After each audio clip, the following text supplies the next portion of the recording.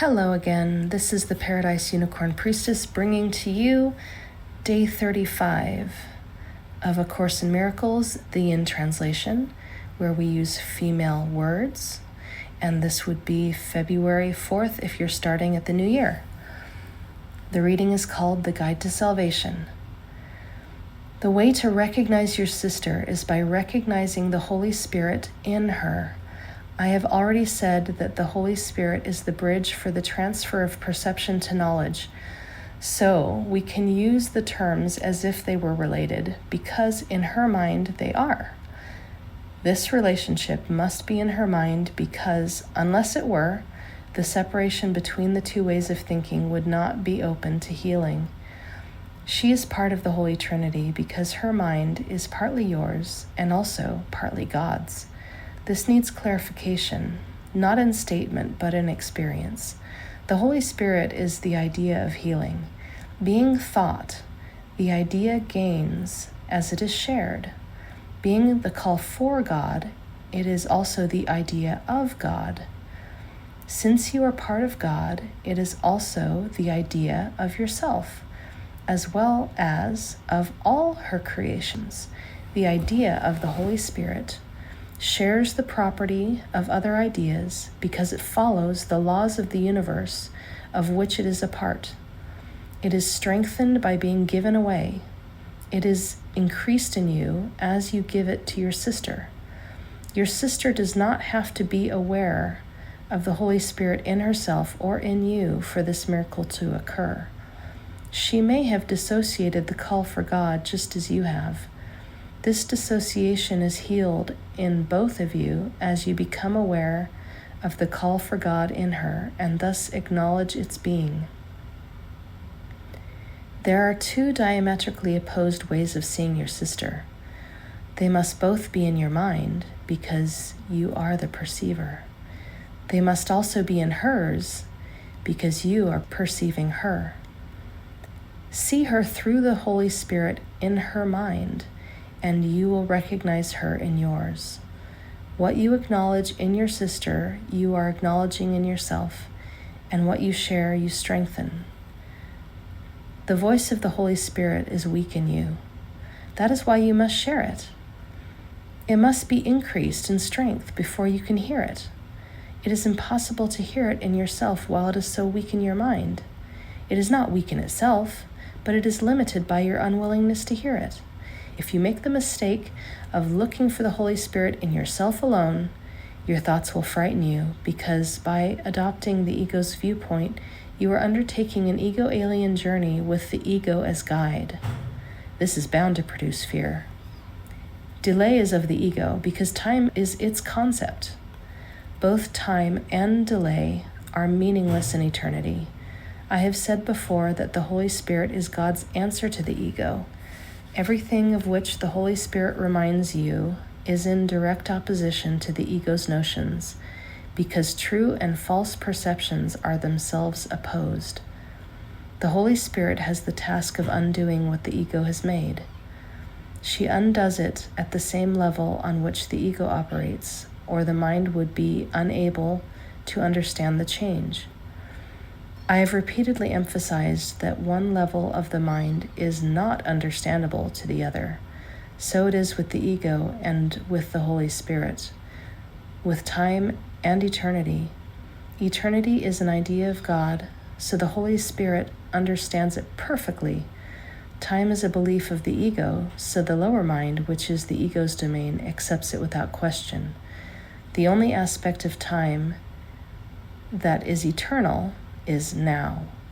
The Holy Spirit is the mediator between the interpretations of the ego and the knowledge of the Spirit. Her ability to deal with symbols enables her to work with the ego's beliefs in its own language. Her ability to look beyond symbols into eternity enables her to understand the laws of God, for which she speaks. She can therefore perform the function of reinterpreting what the ego makes, not by destruction, but by understanding. Understanding is light, but you yourself do not know this. It is therefore the task of the Holy Spirit to reinterpret you on behalf of God. You cannot understand yourself alone. This is because you have no meaning apart from your rightful place in the childship. And the rightful place of the childship is God. This is your life, your eternity, and yourself. It is of this that the Holy Spirit reminds you. It is this that the Holy Spirit sees. This vision frightens the ego because it is so calm. Peace is the ego's greatest enemy because, according to its interpretation of reality, war is the guarantee of its survival. The ego becomes strong in strife. If you believe there is strife, you will react violently because the idea of danger has entered your mind. The idea itself is an appeal to the ego.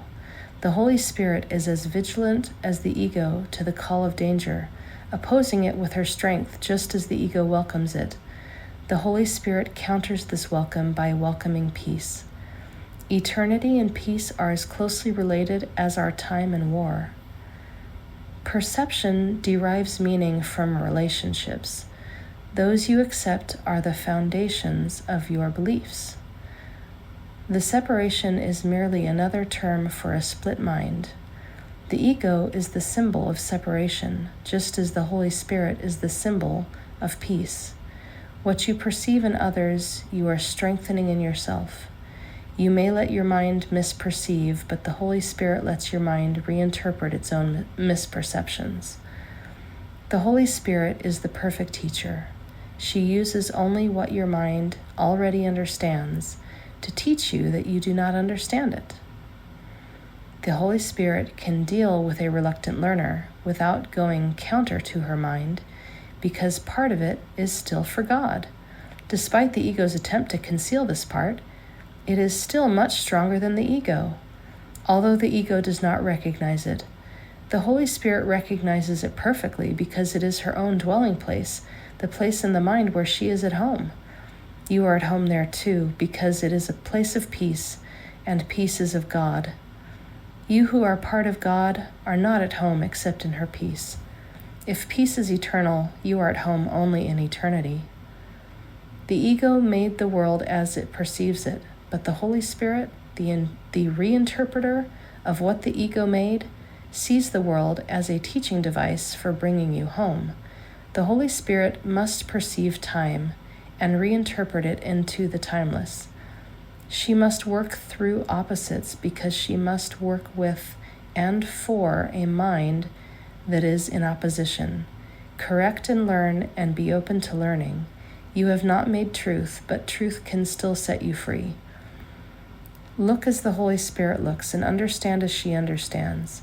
Her understanding looks back to God in remembrance of me. She is in communion with God always, and she is part of you. She is your guide to salvation because she holds the remembrance of things past and to come and brings them to the present. She holds this gladness gently in your mind, asking only that you increase it in her name by sharing it to increase her joy in you. Lesson 35.